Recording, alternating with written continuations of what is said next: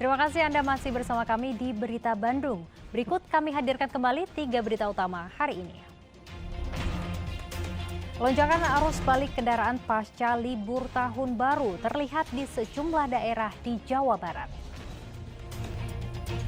Akibat banjir di Semarang, Jawa Tengah, ratusan penumpang kereta api di Bandung terlambat berangkat hingga 6 jam dari jadwal.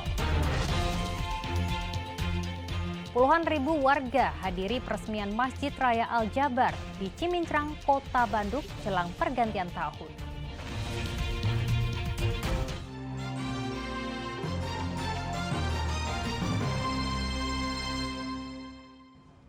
Banjir yang melanda wilayah Semarang, Jawa Tengah berimbas pada keterlambatan kedatangan sekaligus keberangkatan sejumlah kereta di stasiun Bandung hari Minggu. Ratusan penumpang 4 rangkaian kereta yang mengalami keterlambatan hingga 6 jam dibanding jadwal seharusnya menumpuk di stasiun. Minggu tanggal 1 Januari 2023, ratusan penumpang menumpuk di stasiun Bandung. Penumpukan terjadi akibat 4 perjalanan kereta api yang mengalami keterlambatan imbas banjir yang melanda kota Semarang, Jawa Tengah. 4 kereta yang terlambat antara lain kereta api Harina yang terlambat hampir 6 jam, kereta api Argo Parahyangan, kereta api Ciremai, dan kereta api Ciremai sore. Dari 1.200 penumpang keempat kereta tersebut, 5 calon penumpang membatalkan perjalanan karena keterlambatan yang sangat lama. Argo Parahyangan yang harusnya menggunakan rangkaian Harina, cuma karena Harinanya terlambat, jadi dia ikut mengalami keterlambatan. Lalu ada 2 perjalanan kereta api Ciremai, itu memang relasinya Semarang ya, jadi ada Ciremai pagi dan Ciremai sore yang mengalami keterlambatan. Ciremai sore sendiri khususnya harusnya dia berangkat yang hari ini 16.50, jam 21.20 rangkaiannya baru sampai di Bandung. Itu juga kereta api yang datang Harina itu harusnya datangnya jam 5, tetapi dia terlambat 650 menit. Dan mereka masih menunggu ya. Jadi dari data untuk pembatalan sendiri hanya ada 5 orang yang sudah membatalkan tiketnya imbas gangguan tersebut. PT KAI Daops 2 Bandung pun mengembalikan secara penuh uang tiket penumpang yang membatalkan keberangkatan. Kondisi rel kereta di daerah Semarang, Jawa Tengah hingga hari Senin masih terendam banjir dengan ketinggian air 20 cm. Namun sudah bisa dilintasi kereta meski dengan kecepatan terbatas. Muhammad Rizal melaporkan dari Kota Bandung.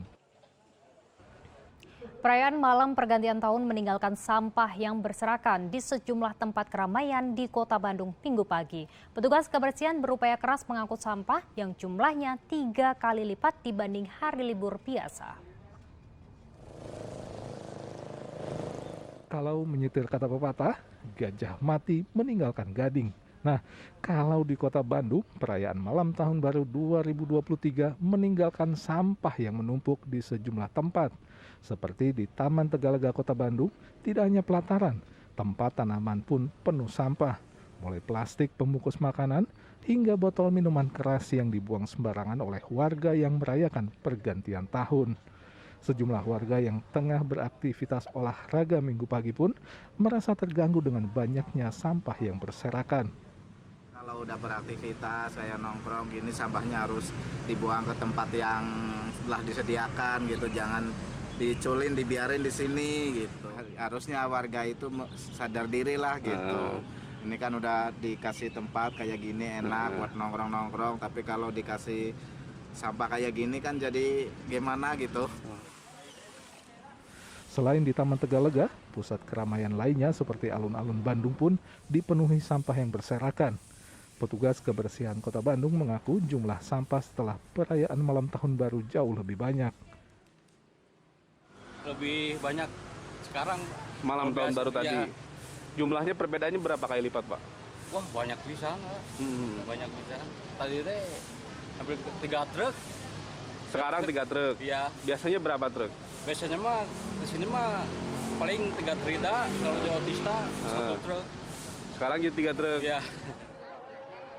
Memang pada malam pergantian tahun, pusat keramaian seperti Taman Tegalega, alun-alun Asia Afrika, dan juga Gedung Sate menjadi pusat berkumpulnya warga Kota Bandung maupun wisatawan. Muhammad Rizal melaporkan dari Kota Bandung.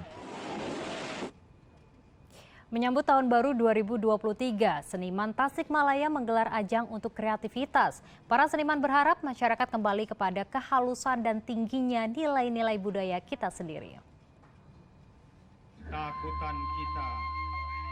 Budayawan dan seniman di kota Tasikmalaya punya cara berbeda menyambut Tahun Baru 2023. Mereka menggelar unjuk karya seni dari berbagai cabang, mulai dari seni teatrikal, pameran buku, melukis, hingga baca puisi. Para seniman teater menampilkan karya teatrikal yang menggambarkan kebebasan yang diperjuangkan pasca terkungkung oleh pandemi COVID-19. Sedang para seniman lukis melukis bebas pandangannya soal Tasikmalaya dengan kanvasnya masing-masing di sepanjang Jalan Kiai Haji Zainal Mustafa, serta memamerkan lukisan mereka. Para seniman memandang keterpurukan bangsa ini di berbagai bidang dapat diselesaikan dengan kembalinya manusia menjadi manusia yang berbudaya.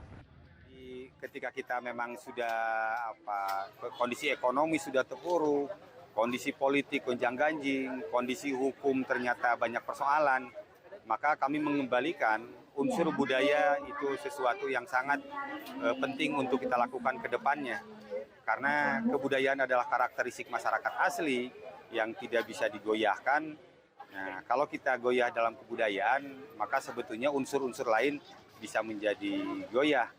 Ya di kita di kebudayaan ada kelembutan, kehalusan. Ternyata di bidang-bidang lain malah saling memakan, saling hantam. Jadi itu kita lebih kepada temanya kontemplasi dan kebudayaan sebagai sebuah jalan masa depan. Kegiatan ini disambut baik warga kota Tasikmalaya. Bahkan banyak warga yang ikut dalam kegiatan bersama keluarga. Ajang tahunan para seniman kota Tasikmalaya ini diikuti lebih dari 150 orang seniman. Eko Setiabudi melaporkan dari kota Tasikmalaya. Puluhan ribu warga menghadiri peresmian Masjid Raya Al-Jabar di kawasan Cimincrang, Kota Bandung akhir tahun lalu.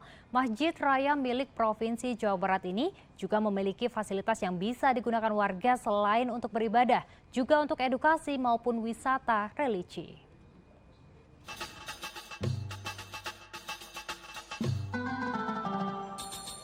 Jumat terakhir tahun lalu, Masjid Raya Al-Jabar yang terletak di kawasan Cimincrang, Kecamatan Geribagi, Kota Bandung akhirnya diresmikan. Masjid dengan luas 25 hektar ini dikelilingi oleh danau retensi sehingga seolah mengapung di atas air. Warga pun senang dengan hadirnya masjid baru ini. Mereka datang dan mencoba beribadah di dalam Masjid Al-Jabar. Kalau lihat di TV kan kecil ya, maksudnya nggak segede ini. Pas lihat aslinya ternyata gede banget, mewah juga. Elegan ya, elegan. Masyarakat lain juga suka lah. Ini masyarakat tentunya pertama jaga kebersihan ya. Karena sayang banget kalau misalkan masjidnya udah bagus, lingkungannya udah bersih gitu. Tapi kalau misalkan masyarakat yang nggak bisa jaga kebersihan kan sayang aja gitu kelihatannya nggak gitu ya. Masjid Al-Jabar juga dilengkapi dengan Museum Empat Nabi di areal bawah masjid yang rencananya akan diresmikan pada bulan Februari mendatang. Masjid Raya milik pemerintah Provinsi Jabar yang diklaim menjadi masjid dengan fasilitas paling lengkap di Indonesia ini mulai dirintis pembangunannya sejak tahun 2016 lalu. Ini contoh ya pembangunan berkelanjutan. Diusulkan idenya oleh saya kepada Pak Aher, groundbreakingnya Pak Aher, oleh takdirnya saya menjadi gubernur, dilanjutkan dan diselesaikan. Dan ini menjadi kado indah di 2022. Dan titip semua warga silahkan ramaikan, semua ulama silahkan gunakan. Masjid ini milik bersama, milik 27 kota kabupaten se-Jawa Barat. Dengan luasan bangunan masjid berikut pelataran luarnya, Masjid Raya Al-Jabar bisa menampung total 33.000 jemaah sekaligus untuk menunaikan salat. Selain melalui jalan arteri, pemerintah juga telah membangun akses jalan keluar tol di kilometer 149 dan akan bisa digunakan tahun ini juga. Muhammad Rizal melaporkan dari Kota Bandung. Peresmian Masjid Al-Jabar tadi sekaligus mengakhiri jumpa kita hari ini. Atas nama rekan yang bertugas, saya Dana Paramita mengucapkan terima kasih atas kebersamaan Anda. Selamat beraktivitas dan sampai jumpa.